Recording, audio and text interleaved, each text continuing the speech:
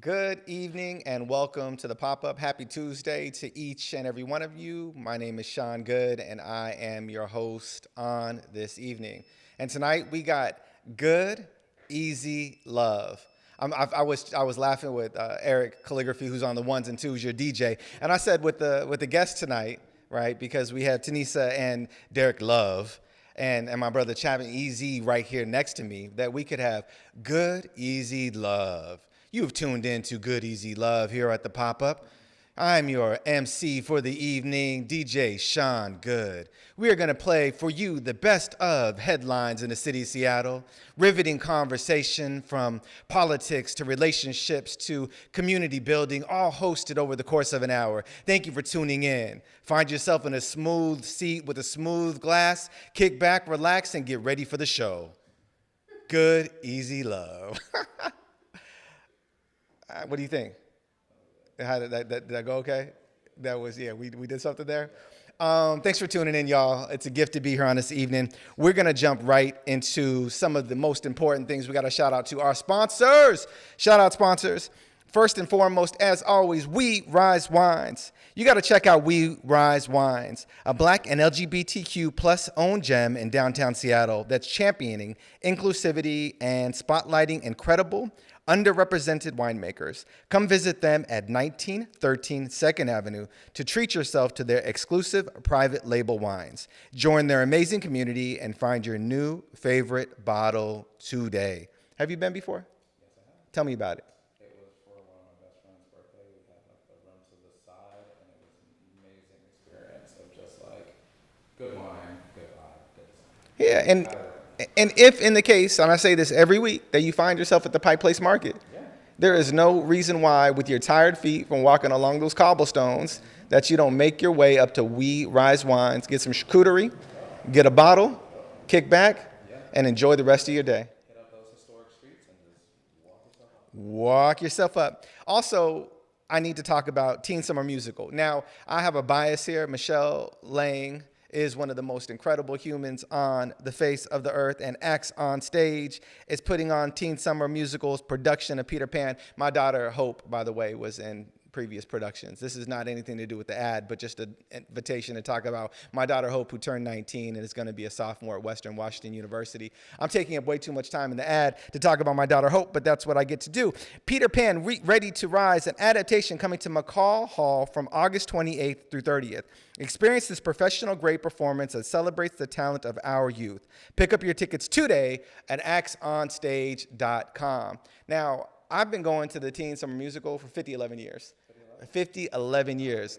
No, 11, like exactly 11. I counted before I came into the studio tonight. And it only gets better. It only gets better year after year after year. Have you been before? I have not. I'm so excited. Did you get a ticket yet? Actsonstage.com. Acts on Stage. Acts on Stage. And it's ACTS. When I was small, I got teased because I would say Acts. My mind went to that. Yeah, Acts on Stage. So it's not AXE, it's ACTS. Acts on Stage. I have to like enunciate. Right, because if you don't say it right, you know what? But we know what we're saying. Acts on Stage. Exactly. You picking up what I'm putting down? It is what it is. Actsonstage.com. Go get your tickets. Teen Summer Musical. This year it's at McCall Hall, and they will sell out, y'all. So get the tickets, get them now, get them early, show up and be there for those young people, be there for our community, and celebrate Black brilliance on stage. All right, I'm on a good one tonight, man. I'm feeling really good about life. I made dinner at home. I've been doing my best to make dinner once or twice a week. Shout out to my wife. I did it tonight, my bride. I did it. I'm working on something here. You used to think I was teasing about making dinner, but now I'm doing it. It may have been spaghetti. Yeah, but you got to start somewhere. Got to start somewhere. Chef Boyardee started from somewhere. Chef Boyardee did. So did Hamburger Helper. And God bless. And that now he has a season. can. Yeah. God bless that season of my life. If Hamburger Helper showed up, I'd feel like I was in trouble. Can somebody pray for me? I'm sorry. Next announcement. Japier Literature Fest. Calling all literature fans. The third edition of the Japier Literature Festival is coming to Seattle Public Library and Town Hall Seattle from September 17th to 20th, 2026. Prepare for 3 days of illuminating conversations, stirring performances, and unforgettable literary encounters designed to ignite your imagination. And last, y'all, but not least, here, connected to the Black Media Matters studio, is a separate entity that is significant in its own way, Coleman Commons. Coleman Commons is Seattle's premier waterfront cultural venue and creative event destination, uniquely located in the historic Coleman building where the waterfront meets Pioneer Square. Visit ColemanCommons.com today to book a space for your upcoming event. Coleman Commons, if you haven't been in the space yet, I encourage you to come in. They got wellness days where they're hosting space. There's events that are going on here. Also, I want you to know tonight's a special Black edition of Good Easy Love because we have something beeping in the background that I promise to God sounds like somebody's smoke detector. And if you can hear that coming through on the broadcast, know that you're not alone. The Black Media Matter studio is just like your house. We are Black through and through. Can I get an amen? When we come back from break, we're going to go into a couple of headlines, and I'm going to introduce this brother that I got the privilege of sitting next to on this evening. We'll be back in just a moment. Experience the revitalized spirit of the Seattle waterfront at Coleman Commons, a premier event space where modern luxury meets local charm. Unwind in our serene wellness spaces or find inspiration browsing unique exhibits from local artists. Our space offers the perfect backdrop to connection with friends, neighbors, and community. Fit from everything from company galas to your girl's birthday party. Looking to book a space for your event? Visit ColemanCommons.com today. You can do it at a trot, you can do it at a gallop, you can do it real slow so your heart won't palpitate. Just don't be late. Do the Puyallup. Your fair is fast. Your fair is fuzzy. Your fair is the Washington State Fair, where once-a-year traditions meet new memories. The fun starts Labor Day weekend, when kids get in free thanks to BECU. Join us September 4th through 27th. Tickets at thefair.com. Do the Puyallup. Welcome back to the Black Media Matter studio here on Tuesday. It's the pop-up. I'm your host, Sean Goode.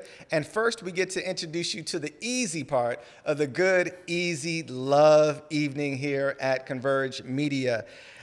Chappin Eze, right? I got a bio here. I'm going to say a little bit about it. But what I think is most important for folks to know is that this human came here about 10 years ago.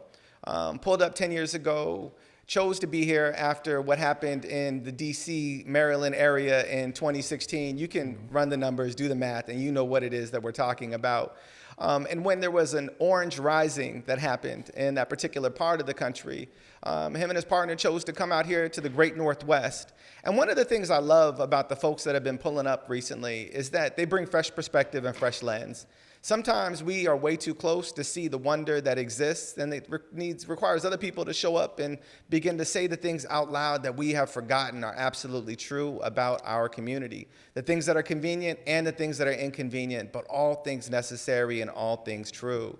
So this brother is gifted in not only storytelling, creative arts, which shows up in a variety of different ways and contexts, and he is perfectly good sitting in the messy middle where all the complicated live and where real life is happening. With that, I'm excited to be in conversation with Chappin Eze, who is a Seattle-based content creator, writer, and cultural critic who covers local politics, lifestyle, and community spaces, publishing work throughout outlets like Real Change and his own digital media outlet, Noise Ordinance. Chappin, welcome to the space. Thank you, Sean, for having me in the space. I'm so happy to be here. All right, we got 2 headlines. I already told you I'm going to cut one of them Yes. because you got messy today on purpose. I am never messy on purpose. You got messy on purpose, and I'm not mad at the messiness, and we're Okay, going to I'll bring it take in. accountability. Bring it out. But before we do that, I'm going to give a lead-in article that's going to tie together nicely. You live in the CID. I do. I live near the CID. Live near the CID. Yes. You were in the CID today capturing content, or was that a couple of days That was ago? yesterday, actually. Yesterday. Yeah. You were in CID yesterday capturing content. Yes. And according to an article published in Northwest Asian Weekly, a recent petition filed with King County Elections accused Seattle's very own mayor, Katie Wilson, of being derelict in her public safety duties, particularly concerning the Chinatown International District and other local neighborhoods. The petition highlights residents and business owners' daily fears stemming from unaddressed open-air drug markets near 12th and Jackson, as well as recent shootings and stabbings. In addition to localized neighborhood crime, the petitioners criticized the mayor for destabilizing the Seattle Police Department and undermining public confidence by forcing the resignation of Police Chief Sean Barnes following a shooting at the Bite of Seattle. Eric, where's the tea? Where's the tea? Is it steaming? Is it hot? Where's it at? Well, It's piping, boiling it is. hot. The tea is hot. When you hear this particular headline, Yes. what comes top of heart, top of mind for you?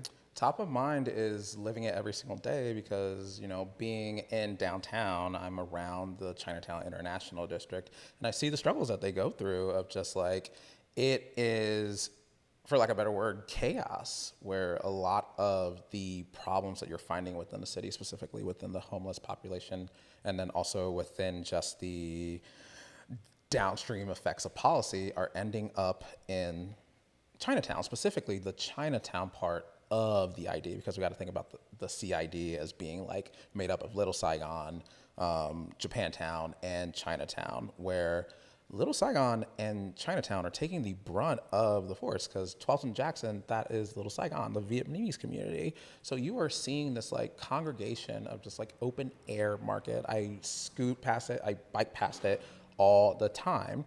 And for me, I realized this the other day, I'm too used to it. Yeah. Where like you said, I've lived here for a decade, and this is just normal for me of seeing this on the West Coast. Yeah. And it shouldn't be normal. Yeah. And it doesn't have to be. No. You came from Maryland. Maryland, shout out 410. Come on, and that's a town that has a mayor. It has a mayor, Brandon Scott. And- Brandon Scott, shout out. And that mayor in particular has taken that city for a turn, right? Yes. And a turn in the direction, right? Yes. That's been absolutely transformative. Because were you in Baltimore? Baltimore, Yeah. shout out, Yeah. my hometown. Yeah, and I mean, like, talk to me about when you think about the position of mayor. Yes. Right? The impact that role can have on community at large when stewarded well. When stewarded well, I'll tell you, I was just in New York a few months ago during the NBA Finals, where the New York Knicks, Nixon Nixon five.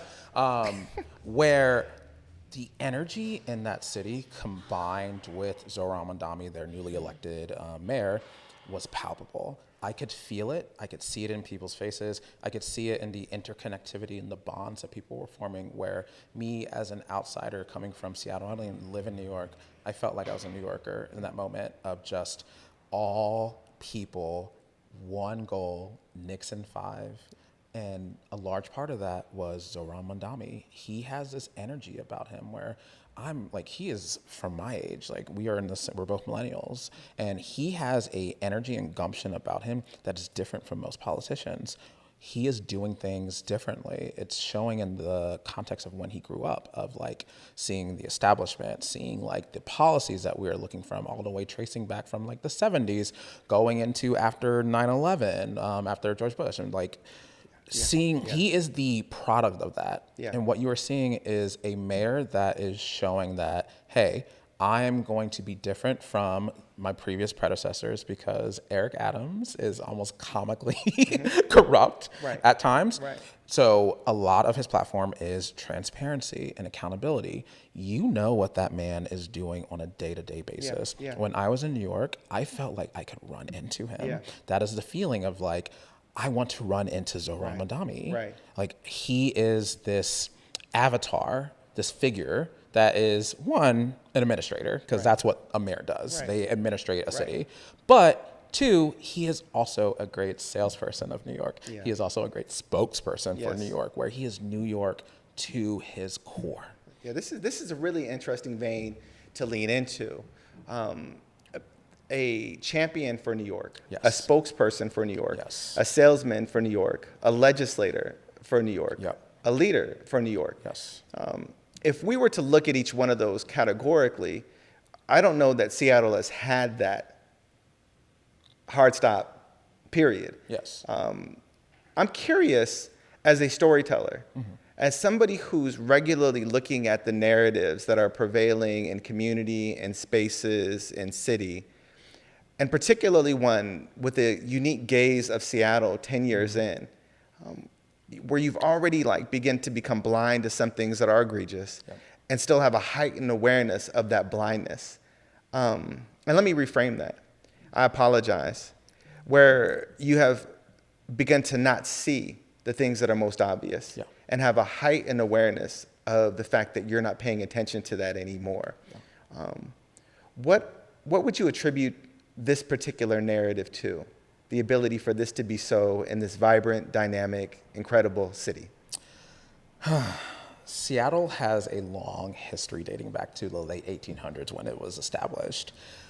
They have kicked out so many people, non-white people, just so happens, like with the marching down of the Chinese people down South Main Street, which is just right there where Molly Moon's is. That is where they march Chinese people, send them on boats down to San Francisco. We have like Japanese internment. We have the entire sordid history of Black Seattle, as told through Quintar Taylor. Shout out Dr. Quintar Taylor, RIP.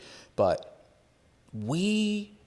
let's say, actually not we, because I know the entire history and context of Seattle, of the great lie that is always told of this is a progressive haven. We are different. We are post-racial. But that is just simply not true. And we are living through, or we have lived through a moment where that lie, a great big lie in my opinion, has been allowed to just grow and grow to the point now it is the narrative about Seattle. This is really good. This is really good because one of the things that allows a story that's less true to become pervasive is that people are so proximate to the narrative, they begin to not be able to see the lie. But we've had such an influx of people coming into the greater Seattle area over the past decade. And we're going to get a chance to talk to the Love part of Good, Easy Love. And they've been here in the community for 6 years with fresh eyes. And when you have an influx of new people who are beginning to show up and write their own story and weave their narrative into the tapestry of our community, the fabric itself begins to fray where there's inconsistencies in its texture. Yeah, it almost makes me think of I'm such a random person. I'm reading I read John Baudrillard, Simulacra and Simulation, where I'm not even going to go into it, but there's this concept of the map and the territory, where the territory is the real world and the map is the construction. Yes. It's so much so in Seattle where the map of Seattle, which is what people think Seattle, has taken over for the actual territory of Seattle. And it's been this laundering of the history of Seattle,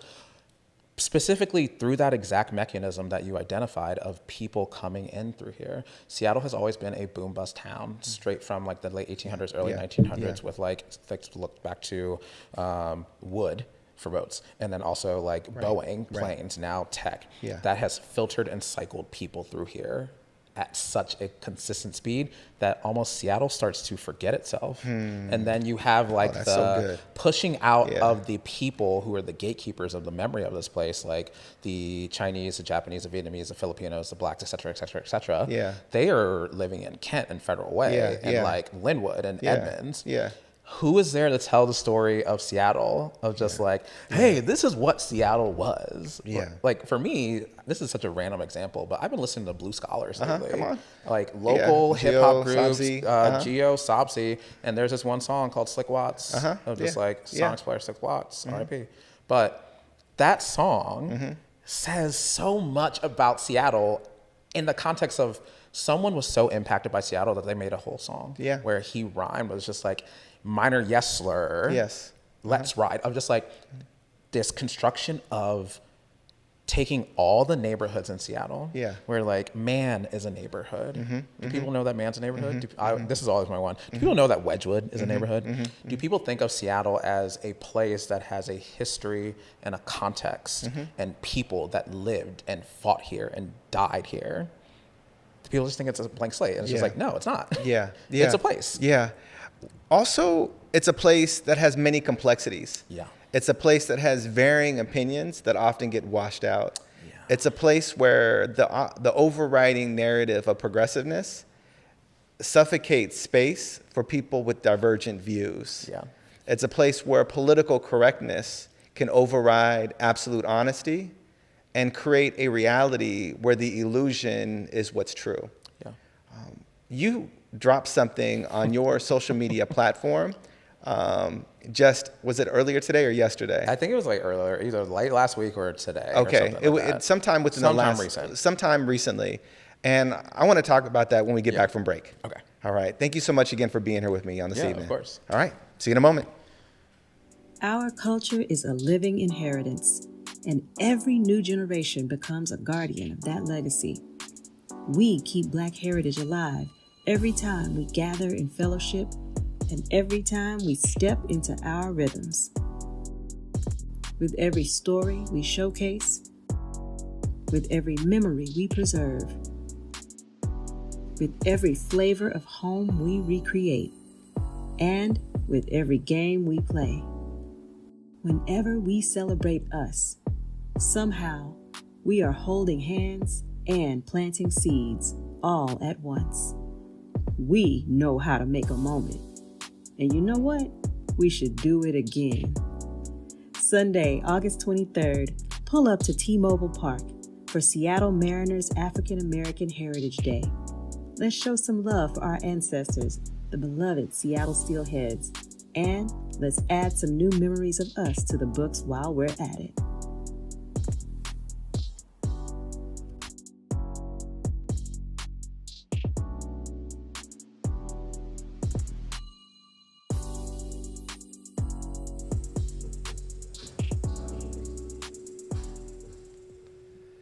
Welcome back to the pop-up for this special edition on Tuesday of Good, Easy Love.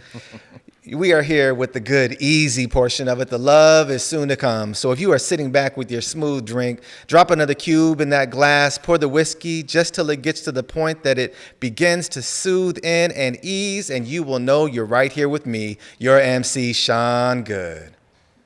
You're making me miss a time in the past. Yeah, right. Like, I mean, come on. I feel like there's something here. Like we're creating a whole nother platform tonight on Converge. You're bringing it back. You're bringing the recipes back. I mean, come on. Like we need more analog, right? We need more analog. I'm so tired of I can't get into that right now. We'll get into it later because it'll be a tangent. I know. And I really want to talk about what I said we're gonna talk about because when I heard it, I was like, ooh, we doing that. We doing that on the social medias. But before we lean into that, you told me you taught history.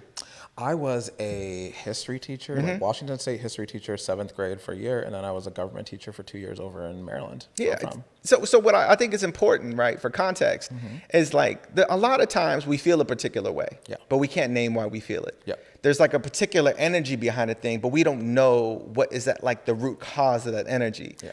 And not only have you spent the last 10 years finding your way into community in a way to serve and show up on behalf of community and with community, you've also done your work. And it's obvious, and it's a gift to be able to have this discourse with you because as you share like a historian.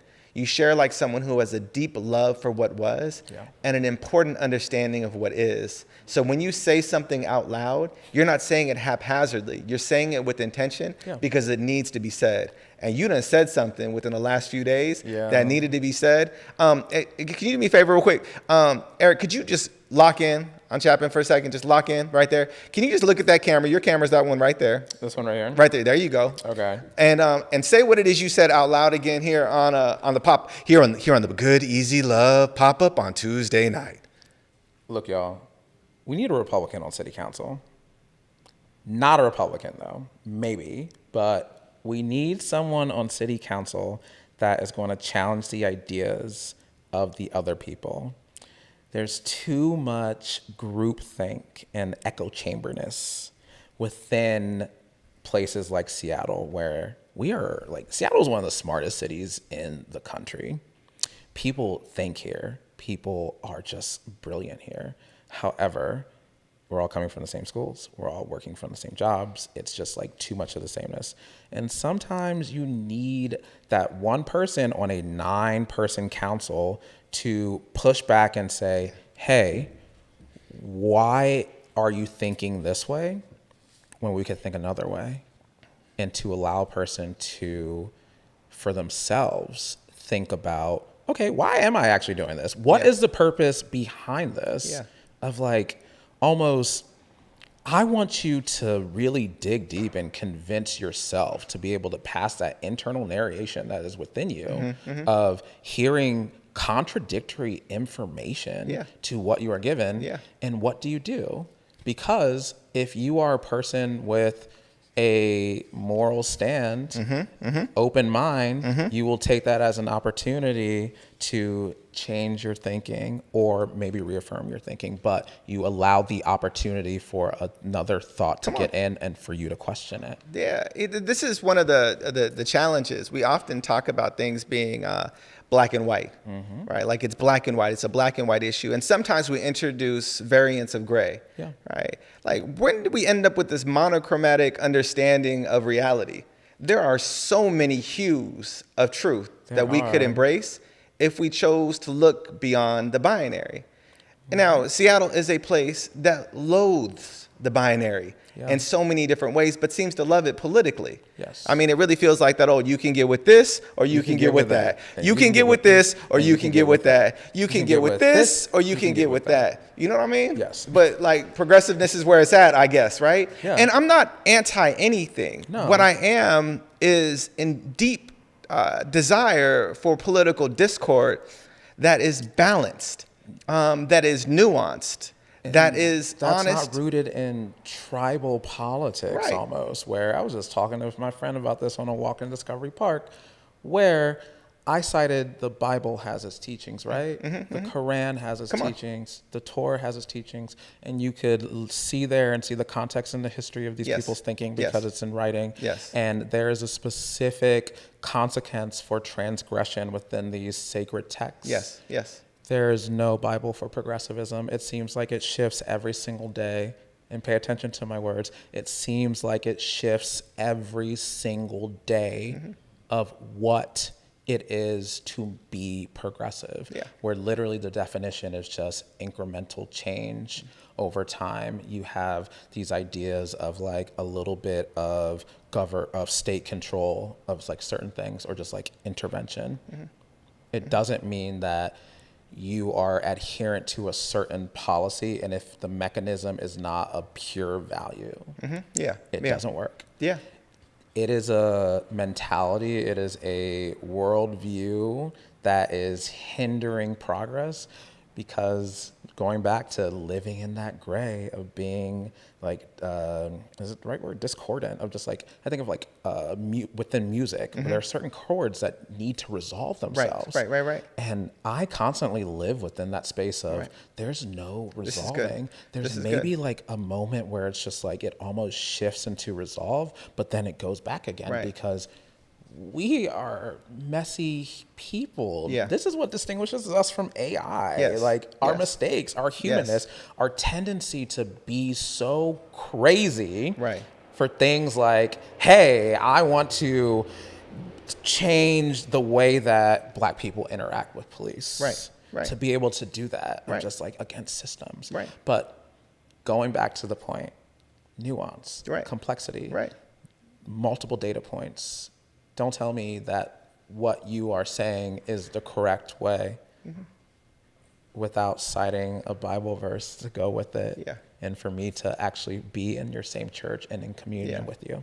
Because what I hear you saying loud and clear is that if you have a doctrine of political alignment and you draw from a particular text that affirms that doctrine, invite me into your lens and your worldview so I can sit in that practice and that doctrine with you. Break bread with me. Break bread with me so I can understand it and be a part of it. Before you critique it, be curious. Yes. Be curious enough not to compare it to understand it, but witness it as it is. Because not to be biblical, but didn't Jesus accept all? Yeah. He at least would listen to their story. Now you're going to get me on a tangent. I'm just like, I don't know. You know, because now I'm going to say this. I'm going to say this thing out loud, right? One of the places where progressiveness in our city gets on my very last nerve is in church. Ooh, say more. It gets on my very last nerve in church because, like, they do what the evangelical right does to Jesus and a progressive left, where the evangelical right puts Jesus in one particular context, the progressive left puts Jesus in another context, and both of them miss Christ in and of Christ's self. There's a particular scripture narrative that draws me every time I hear it. And when I hear it in conservative context, it shows up in one way. When I hear it in liberal progressive context, it shows up another way. And very rarely have I heard it show up with the nuance that's necessary that I think holds the dynamic of what it is that you're bringing into space and that you're inviting into conversation and that your content is going to allow for us to be able to talk about in our city. When Jesus was being crucified, he was on the cross with two people who had been accused of doing something egregious. In progressive spaces, when I hear this preached, I hear the person on the cross next to Jesus embodying all of the horrific things that exist in the right. In conservative spaces where I hear this preached, I hear the other person who caused harm on the cross next to Jesus embodying all things that exist in the left. Yeah.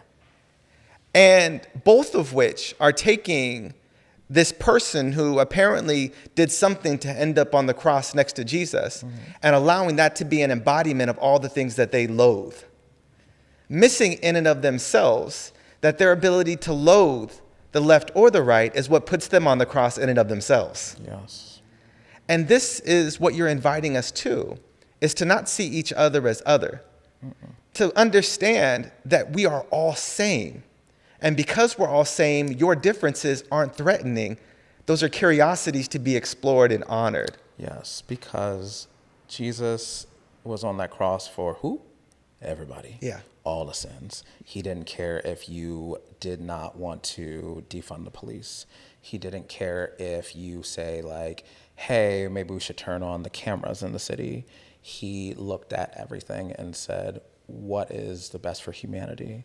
And then ultimately gave his life for humanity because he believed in people that much. And that was rooted in this care, this love for people. And when you love people, you have to take all of them and their complexity. Well, and Chappin, you couldn't have like teed that up any better, because the love of people is why we got love coming up right after this break. Chappin, thank you so much for sitting with me, for having this conversation with me. Can you let folks know where to find you on Instagram, TikTok, all the other places in the world? Yeah, you can find me on Instagram and TikTok, Buzzword Boy. You could find the Noise Ordinance, which is a digital media outlet that I've founded, connecting culture to civics, at the Noise Ordinance on Instagram and TikTok. And just stay tuned for what I'm cooking up. Thank you again, Chappin. After this break, Tanise and Derrick Love from the Good Easy Love Tuesday night at the Pop-Up. I appreciate you, family. Thank you. Experience the revitalized spirit of the Seattle waterfront at Coleman Commons, a premier event space where modern luxury meets local charm. Unwind in our serene wellness spaces or find inspiration browsing unique exhibits from local artists. Our space offers the perfect backdrop to connection with friends, neighbors, and community. Fit from everything from company galas to your girl's birthday party. Looking to book a space for your event? Visit ColemanCommons.com today. You can do it at a trot, you can do it at a gallop, you can do it real slow so your heart won't palpitate. Just don't be late. Do the Puyallup. Your fair is fast. Your fair is fuzzy. Your fair is the Washington State Fair, where once a year traditions meet new memories. The fun starts Labor Day weekend, when kids get in free thanks to BECU. Join us September 4th through 27th. Tickets at thefair.com. Do the Puyallup. Our culture is a living inheritance, and every new generation becomes a guardian of that legacy. We keep Black heritage alive every time we gather in fellowship and every time we step into our rhythms. With every story we showcase, with every memory we preserve, with every flavor of home we recreate, and with every game we play. Whenever we celebrate us, somehow we are holding hands and planting seeds all at once. We know how to make a moment. And you know what? We should do it again. Sunday, August 23rd, pull up to T-Mobile Park for Seattle Mariners African American Heritage Day. Let's show some love for our ancestors, the beloved Seattle Steelheads, and let's add some new memories of us to the books while we're at it.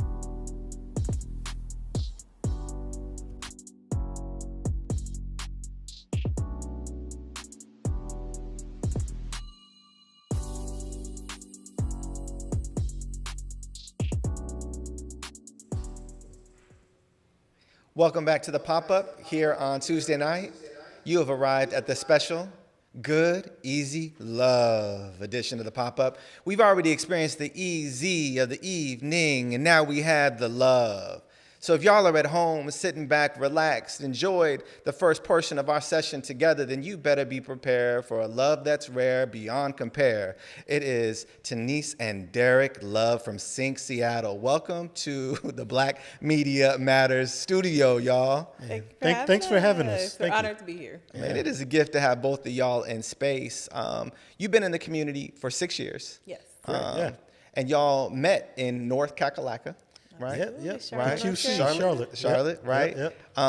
And y'all, I want to hear a little bit about your origin story, because the way that y'all decided to meet one another has a lot to do with how you continue to show up today. Before we do that, I'm going to read this brief introduction. Tanise and Derrick Love are the Seattle-based co-founders of Sync Seattle, a community-driven enterprise that connects thousands of people with businesses, local causes, and one another. Together, they use their social media presence and professional expertise in community impact to foster connections and support Black-led causes across the city. Welcome. You know, I spent some time on your socials today, and in honest, I followed you today. I'm saying that out loud. I followed both you and Chappin today, and if I don't get followed back, I may feel a particular kind of way. But I'm just letting you know right now. Like, I just know that you need to know that happened today. But what I really enjoyed was the diversity of your content. That there wasn't, like, you're not pitching a thing. You're inviting a thing time and time and time again. Yeah. And both of you, if I were to see you in the streets, I'm not like, oh, those are cultural influencers, right? But the way that you influence culture is done with a particular finesse that can't be explained in any other way except with your last name, Love, and a love of community.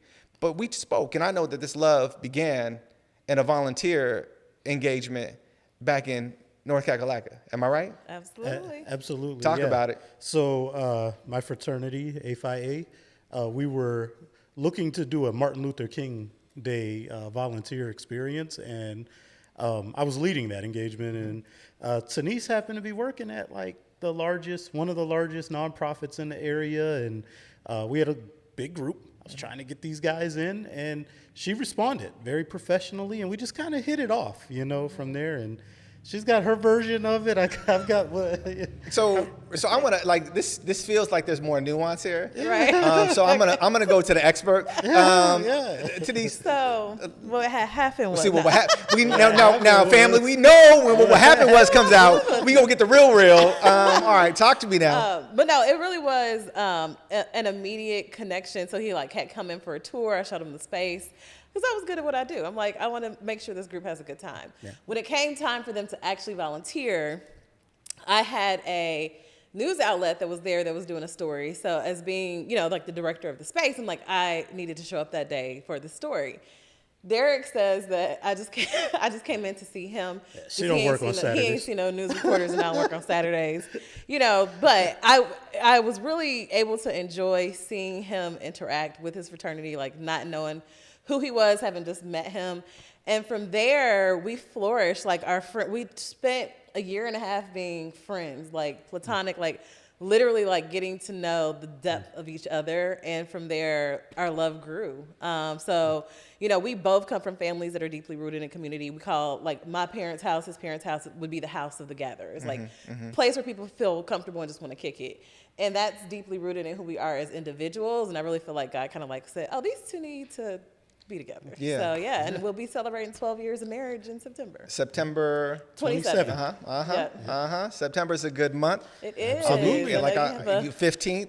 My bride's September 10th. I ain't forgot. I know what we're doing. So to be clear, my wife's birthday is September 3rd. Oh, really? And our anniversary is September 10th. Okay. So every year we celebrate the birth anniversary. I love it. You got to do it big then, every September. We do, and every year it's wherever she wants to go and whatever she wants to do. Yeah. This year I did plan something on the 10th that got something to do with me though. Okay. You're finding out about this right now, my bride. We'll talk about it later. She's like, hold on 1 minute. But like, so you met in service to community. Yes. And then about a year and a half later, you decided to like be in service to one another. Tell me about that journey from like meeting in community, platonic friendships. Like, when did you realize that like your shared commitment to serve could be something that's centered to the way that you live with one another? Yeah, absolutely. Yeah. So as Tanise mentioned, the way we both grew up, our families' homes were just where everybody gathered. This goes back generations for both families. And that's what it became when we came together, right? Our friend groups just gelled together. They loved hanging out. We had a big community. And I don't remember how we decided, but we just said, hey, we're having people over all the time. We're super social. Let's get them involved in the causes that we care about. And our friends, back home there are so amazing. They just jumped right in. A lot of them found themselves through the causes that we helped them find passion around, It had been on our heart. We had drawn up like plans about how we're going to formalize something like this. And we just never needed to do it, right? Because we had all of our friends around. We had all of the nonprofits and causes that we supported. And then, some things happened that made us feel a little uncomfortable. And like COVID, give, buy, high. If that's, so if you want to talk about that a little bit. Yeah, so even before we were like thinking about even having people kicking it at our home and asking them to bring things, which is like super dope that our friends lean into it. But I feel like as we grew our marriage, so going from friendship to engagement to being married, we have always prioritized transparency, realness, enjoying ourselves. So the years that led up to us kind of having these community gatherings in our home, which really were kickbacks, we were returning up and having fun for a good cause. We truly looked at it deeper than just being out and about. So say we're out at a new restaurant or at a new bar and having a great conversation, great date night. We like to take it a little bit further and lean into our server, maybe try to hear a little bit of their story or learn about the roots of the restaurant. And so I feel like him and I just collectively, as we grew our relationship, we've always had like these deeper meaning and deeper conversations. Yeah, we become regulars everywhere we go. So. Yeah. But so when COVID hit, we immediately jumped into action. In Charlotte specifically, there was an ordinance that was actually kicking folks out of motels. People who were living like an extended stay. Yeah, they were living day to day. Forget check to check. This is you working at a fast food place. You can't pay your room that night. You're out on the streets. So we were like gathering people. First, we maxed out our credit cards, went in our savings. So at one point we were literally just supporting people. Weeks staying in those extended stay places, but we were gathering people to gather funds to try to get people, keep people housed. We realized that wasn't the only gap. Small businesses were being decimated. And so there were small businesses that were trying to pivot in ways they could continue to operate during COVID. So we were trying to highlight how these businesses, like a brewery, might say, hey, you can't come in here now, but you can buy a growler from us. Help us stay open. And so we put together this, it was a grassroots thing called Give GoFundMe. Buy High. And on the GoFundMe. Say it one more time. Give Buy Give, Buy High. So give towards this GoFundMe to help keep people housed. Buy is, hey, support a local business. Small business. Support a local business.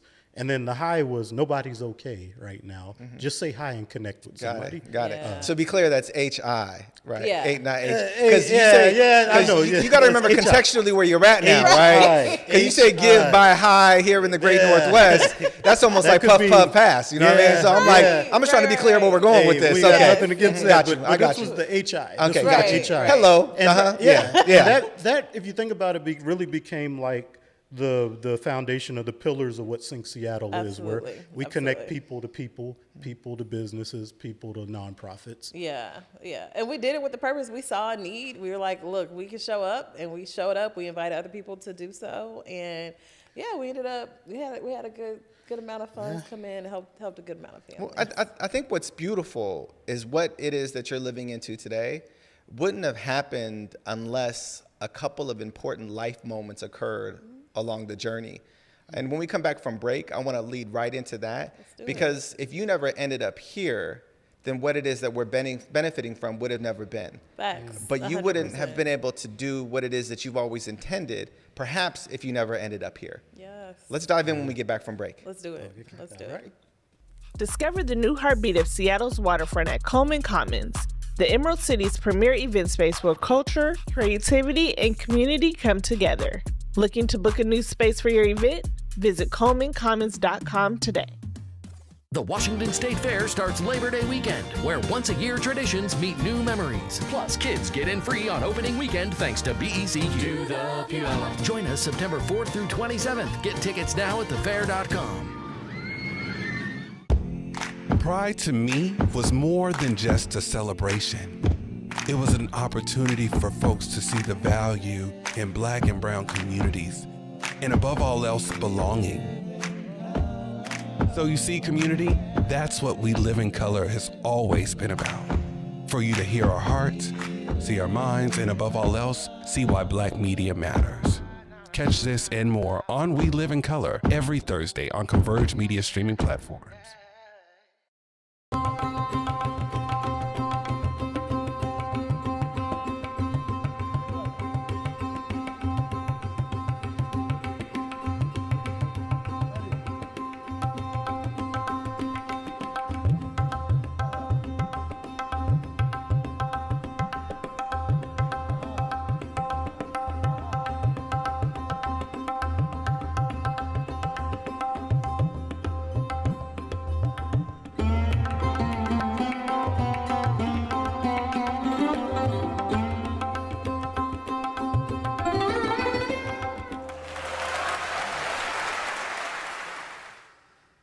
Welcome back to this Tuesday edition of the Pop-Up with Good, Easy Love. I'm your host here, Sean Goode, and we are in the love portion of our conversation. And before we went to break, we were hearing about what Love did in the community of North Carolina and how Love launched an initiative called Give Buy High. And how Give Buy High was an invitation for folks to give to the GoFundMe that were supporting people who were living housing unstable. Buy from small businesses who are creating ways for people to engage with one another in community and keep the business afloat. And the high was stay socially connected, right? When we feel so distant from one another because of this, like COVID, this is how we can stay engaged with each other. And this way of being existed in family homes before it existed in community. And before it existed in community, there was an imagination, maybe an intention that the both of you carried about what you wanted to be possible on a broader scale. Can you talk a little bit about that? Yeah, absolutely. Yeah. So, again, as we mentioned, that this was just how our families were. So when you see us, you made a comment earlier. You were like, "Yeah, when I see you guys out, you're just being you and your content. We're just being ourselves, right?" And our families were those families that encourage that type of genuine connection. Something my mother loves to tell is her father grew up in poverty. He grew up not eating every morning, every day. So when she was growing up and all of the kids in the neighborhood were gathering at their house, he would notice when somebody wasn't eating. And he was a cook. So he would go in the kitchen. He made sure all the kids ate, no matter whose kids it was.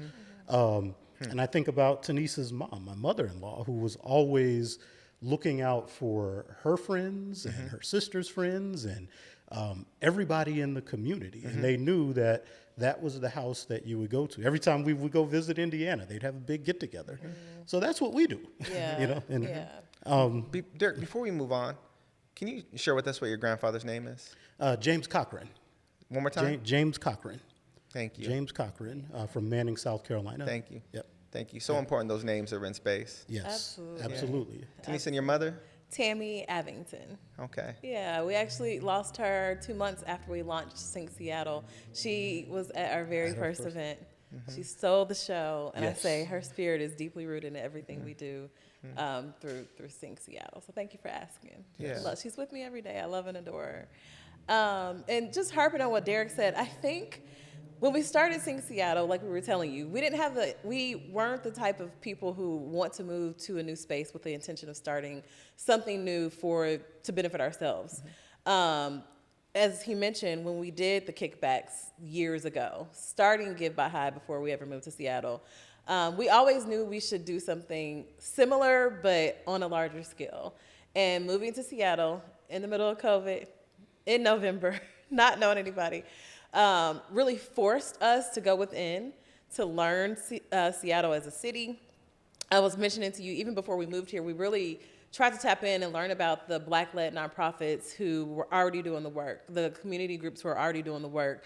And I feel like so often people forget Black-led nonprofits are historically underfunded, the most underfunded, like, across the globe. And so we're like, if we could do our little part by, one, we know we want to gather people. You know, we're coming out of COVID. We like kicking it with people. We like meeting people. We want to gather people. We know there are several nonprofits here, Black-led nonprofits, who need support. They need volunteers. They need donors. They need the sharing of a link. And then we also know that Black businesses, small businesses, local businesses really help communities thrive. Yeah. So we said, Give by High, we already have this framework that was successful. Yeah. Why not just we literally put out one night, we just prayed on it. We were like, we're going to put up a random Instagram post. We're going to start a random Eventbrite. And if 30 people come, we're going to keep doing this. Come on. That day, 80 people came. Come on. We said, what? How did y'all find us? Because this was just like such a random, and I can say random, but it really was like God-led and very intentional. I just want to, there's a couple of things I want to pause on Sure. before we get more into that story. Yes. Right? The first thing I want to pause on is you left what was home, came across the country Yes. in the middle of the pandemic. Yes. Because you have this shared intention to serve, you begin to do your research Yes. on Black-led nonprofits and small businesses that are here. With in the back of your mind, this previous programming that you brought into community, wondering how can we be in service to this space in a similar way. 100%. So first thing I want to mention is you've created a blueprint for how people should come into the community, right? Wow. As people come into the Seattle community from elsewhere, it's really important that you spend time getting to know what's here. Yes. I mean, we heard this earlier, right? You know the history of a place, know the texture of a place, know the people of the place. Absolutely. And don't pull up assuming that nothing was before and now you've arrived. Right. It's show up in a way where you want to give and contribute. Yes. And engage through that lens and that gaze. That's the first thing you said. I want to make sure we don't miss that. Yeah. The second thing you said, which is so incredibly powerful, is that you ran the play. Yeah. You weren't sure what it was going to be, and really it didn't matter. Right. What mattered was you being obedient to that thing you felt like you were called to do, and responding to that thing with action. And you ran the play, thought, well, 30 show up, we're going to be good, and 80 pulled up. Come on. Talk about it. You better speak life. Yes. God took care of everything else. It was, God took care of it was everything wild. else. We packed the place. We held it at a Black-led business, and so many people that night were like, please keep doing this. Just please keep doing this. And now we're here 4 years later, 100+ events later, thousands of attendees later. And I say that not because I want to boast. I say that because I want people to find their community. I want people to know that there's opportunity out here to meet a best friend, meet a travel partner, learn about a new Black-led nonprofit. We've had the pleasure of partnering with several nonprofits who say, hey, I got a new donor from your event, or hey, XYZ has become a regular weekly volunteer. And that's important. The way that people can show up for their community won't look the same. And Tanise and Derrick, I think it's okay to boast. Yeah. I think it's okay to honor what it is that you've lived into. Yes, Right. that's true. We can sit with that for a second That's and say true. You're right. that you showed up to Seattle with an intention. Yeah. You did your work to learn what was here and how you could contribute to what was here. Yep. You lived into that intention, and you continue to live into that intention over 100 times. Yeah. And each one of those times, there's been a give, there's been a buy, and there's been a high. Yes. Yes. The both of you get to be honored by that and because of that. So thank you for that commitment. Wow. That means something. Those words mean something. Because we both have full-time jobs and we're working. And when we're at those events, when we're at those events, we try to speak to every single person that comes in. And what you may not see is the event starts at 6 o'clock and 5:48, we're putting out fires at work. And then, okay, now we go into this mode. And somebody comes to us at the end of it, we're tired, and they say, I think I just met my friend group here. Yeah. That makes it worth it. Derrick, and what I want you to know is that they may not see it, but they can feel it. I know they can feel it because I can feel it tonight in the time that we've shared together and the space that we've been in. This is not a performance thing for you. This is not a production for you. This is a service of you that comes from within you. That's a gift to those that you invite into space. You truly both are hosts that fill rooms with love and invite people to experience that love that you share. Wow. Thank you. I received that. Received that fully. That gives me chill bumps. Thank you. That means a lot. Thank you so much. I like to say we're our feed is chaotic. We're the imperfect. We're not these perfectly polished people. We just show up as who we are, and folks keep coming. So we're gonna keep hosting. Look, people are looking for imperfection because imperfection is real. So for sure. keep being you unapologetically and keep sharing the love. Thank you for showing up tonight and choosing to be on the pop-up, and thanks for sitting with me for this time. I'm grateful for the both of you. Thanks for having us. Thank you for having us. This has been a blessing. Before we close out our night, there's a couple of announcements that I want to make sure that we get to. And thank you all for really having fun with us tonight and for leaning in with us tonight. It's been an absolute gift. But a couple of announcements that we need to make sure we cover. Eric, could you drop it up there first?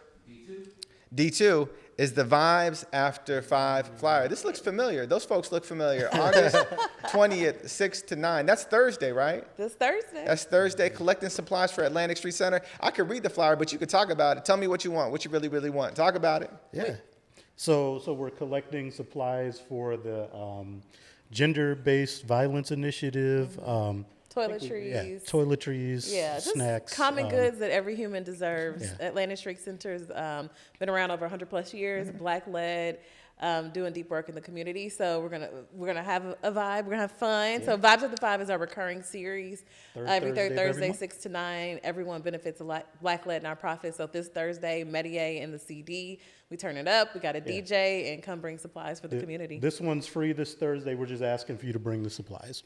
And then we got Black Creators Rooftop Party. This is also y'all, right? It is. Come on, bring them out, bring them out. Yes, Fogo de Chao, their new rooftop. We reached out. We were looking for a venue space. They decided to have us. They even kind of sponsored some of the rental fee, and so they showed up for us. And so this one's for anybody who feels creative, anybody who's founded anything, or anybody who aspires to do so. It's gonna be a blast. Yeah, we got to shout out DJ Twilight because he's gonna get mad if we don't. But that's our DJ. That's our resident DJ. DJ, that's our DJ. Yeah. Go DJ. DJ Twilight. Make sure DJ Twilight gets that shout out. A couple others, and then we'll bring this evening to a close. We got Portland Hip Hop Week. PDX Hip Hop Week returns to the Rose City from August 20th to the 26th. bringing a jam-packed week of music, youth empowerment, education, and wellness under the banner, One Week, One Culture, One City. Make sure you make it out to the Rose City. Take that quick trip down I-5, couple of hours from the city of Seattle. If you haven't caught the train from Seattle to Portland, it is a beautiful, majestic ride. I encourage folks to do it. Give it a go. You can also ride my favorite airline, Alaska Airlines, where I am a titanium member and approaching my $1 million mark, but am open for sponsorships if you so choose. Alaska Airlines. Yeah. Just Hey, I clip, hope they hear this. clip it. I'm kidding. But most importantly, as we have on every time I get a chance to host, the most exciting thing that I get to share, accept space with folks like you, is this particular QR code. Converge Media, the Black Media Matters studio exists. What's that? It's our 10-year today. Today's 10 years? Congratulations. Yeah. Tonight is Wow. 10 years. That's Tonight- amazing. Tonight is 10 years. I'm gonna act like an evangelist right now.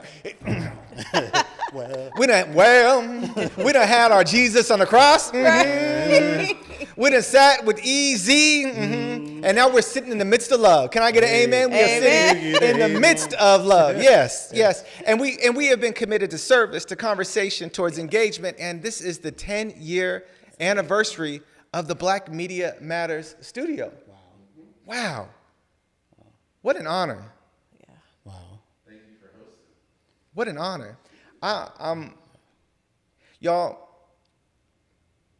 the fact that Converge has been here for as long as it has is attributed to each and every one of you. This thing continues to be what it is because folks support it financially. It is not by chance that it has existed in this community in this way. It is by fortune, and the good fortune of committed individuals who continue to say yes to Black media and to continue to say that Black media matters. I've sat in this space many times over the past decade, and different iterations of me have shown up in a variety of different ways, and every time it's held space for me. Converge has helped me continue to become everything that I've been intended to be, and I am forever in debt to the family that built this space.